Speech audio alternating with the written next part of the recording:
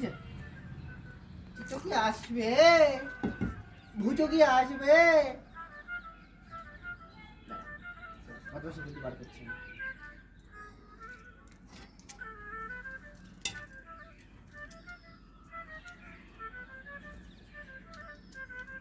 ভূতো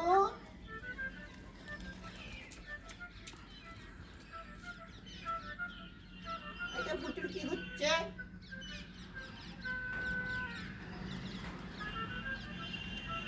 উড়ি উড়ি যায় হচ্ছে।